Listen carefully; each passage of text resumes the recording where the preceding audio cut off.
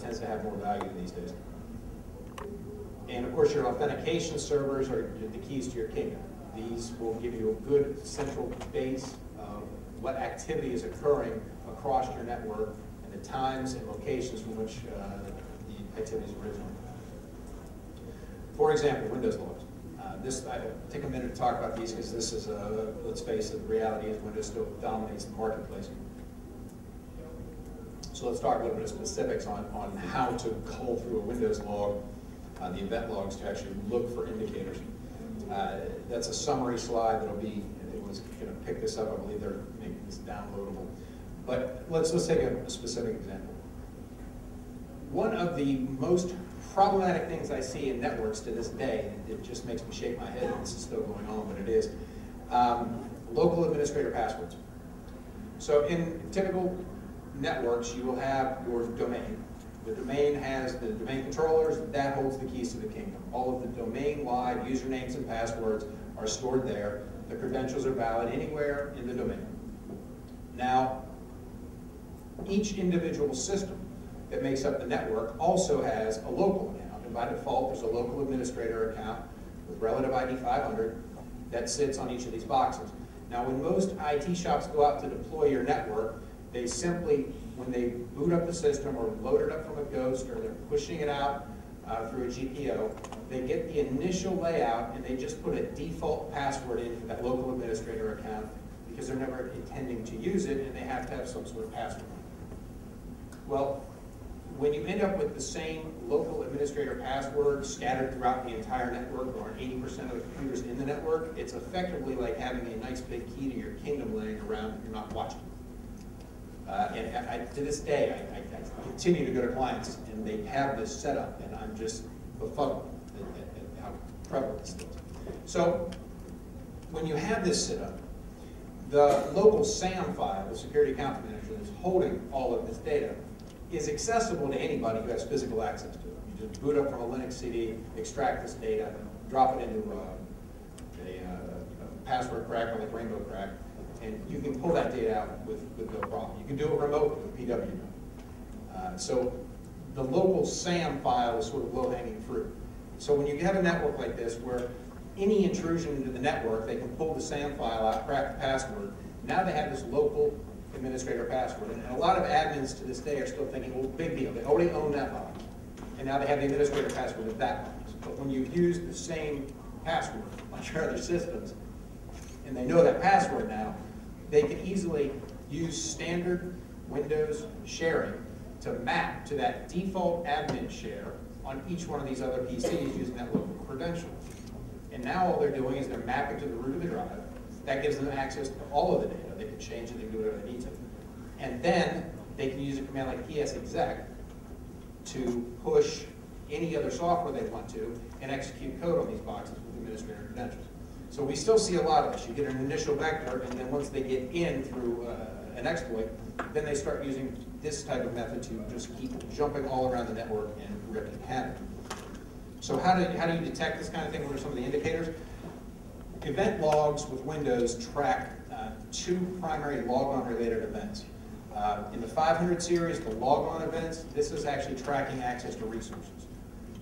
The incredibly poorly named account logon events actually is giving these authentication events. So if a username, password, or other credential is presented to an authority and they say, is this a valid account? That's an account logon or an authentication.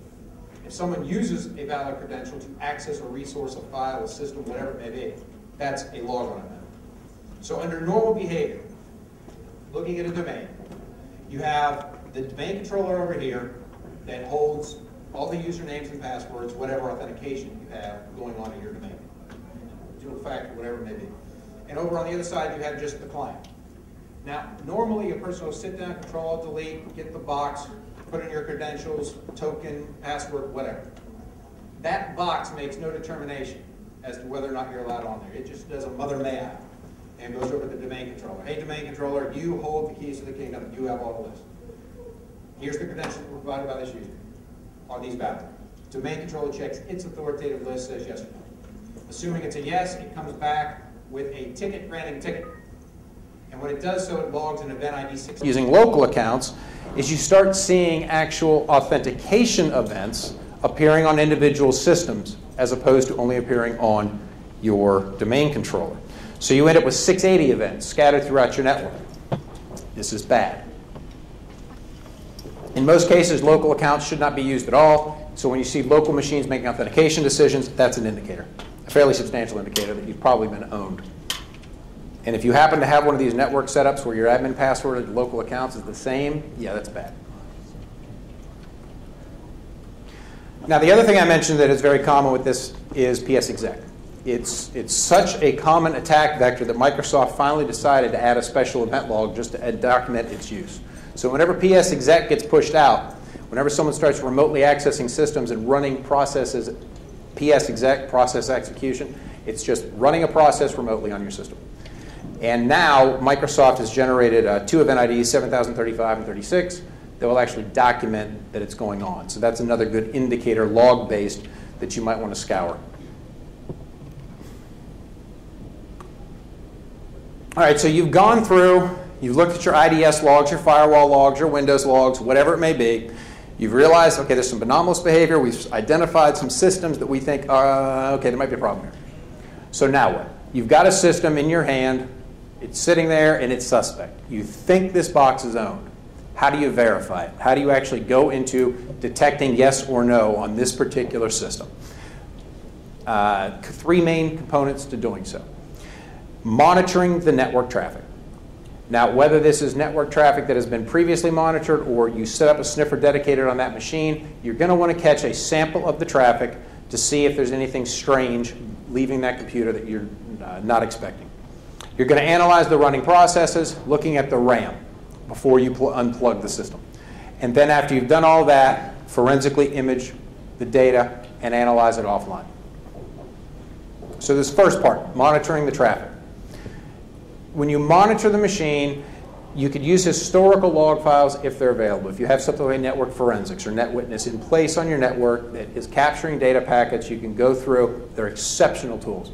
They can log data, archive it for a period of time, full packet capture with metadata extracted out as well, so you can do very quick queries looking for, once you've identified it, an infected system will beacon to the following IP address.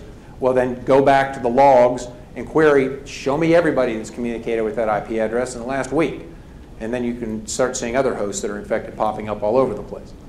So having that type of system in place before the incident, again, very useful.